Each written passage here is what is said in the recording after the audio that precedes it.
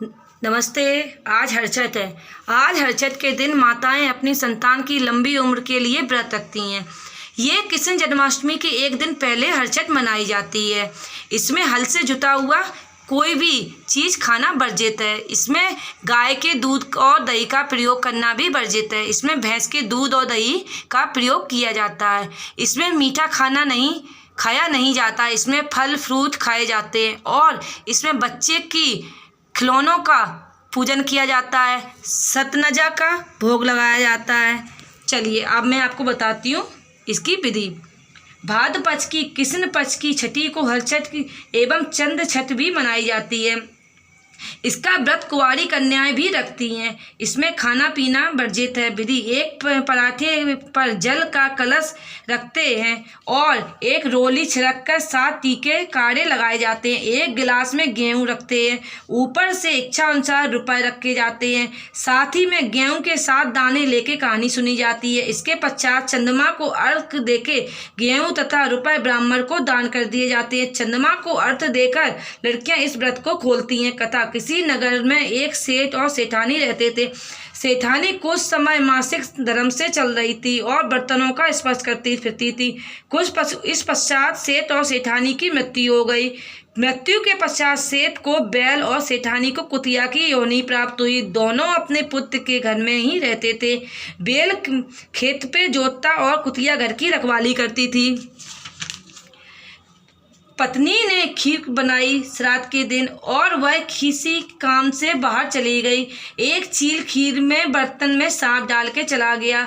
बहू की 7 बात पर पता नहीं चला, पर कुतिया सब कुछ देख रही थी। उसे पता था कि खीर में चील सांप डाल के चला गया। कुतिया ने सोचा कि खीर को खाने से ब्राह्मण की मृत्यु हो जाएगी।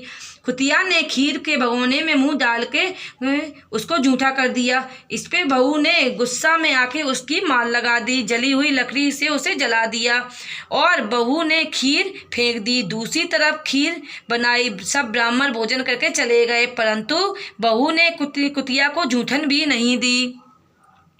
इस बात से उसे बहुत बुरा लगा। उसी तरफ बैल और कुतिया दोनों रात में बातें कर रहे थे। कुतिया बोली, आज तो तुम्हारा श्राद्ध था, तुम्हें तो खूब सारा खाना मिला होगा, पर मुझे तो कुछ भी नहीं मिला है। बैल बोला, नहीं, ऐसा क्यों कह रही हो, मुझे भी आज कुछ नहीं मिला है। तो कुतिया बताने लगी कि आज मेरी तो बहुत सारी पिटाई हुई है। उपरोक्त खीर में सांप चील डाल के चला गया था। बैल को यह बात बता रही थी। बैल बोला, आज तो मैं भी भूखा हूँ, कुछ भी खाने को नहीं मिला। आज तो हम दोनों की अपेक्षा काम अधिक करना पड़ा। बेटा और बहू बैल कुतिया की वार्तालाप सुन रहे थे। बेटे ने पीड़ित पंडित को बुला के इन दोनों की बात बताई। तो पंडित ने बताया कि आपके ससुर की योनि बैल है और माता की योनि कुतिया है। इन दोनों को आपके घर में ही रह रहे हैं। लड़का सारा रहस्य जान गया। उसने अपने माता पिता को बुला के उनसे क्षमा मांगी और उन्हें भरपेट भोजन कराया। पंडितों ने उनकी वर्तमान योनि से छुटकारा पाने के लिए पंडितों को परामर्श दिया और भाद्र पक्ष की कृष्ण पश्चिमी की छठी को जब कुंवारी कन्या चंद्रमा को अर्घ देने लगेंगी तो ये दोनों प्राणी अर्घ के नीचे आके खड़े हो जाएं तो इनकी योनि से इन्हें छुटकारा मिल जाएगा। यह जैसे ही कुंवारी कन्याओं ने ऐसा ही किया तो इनकी योनि से इन्हें छुटकारा मिल गया और दोनों भगवान के पास चले गए। इस तरीके से इस व्रत को मनाया जाता है। बोलो हरछठ महारानी की जय। माँ, जैसे आपने सबकी मनोकामना पूरी करी है, ऐसे मेरी भी मनोकामना पूरी करना।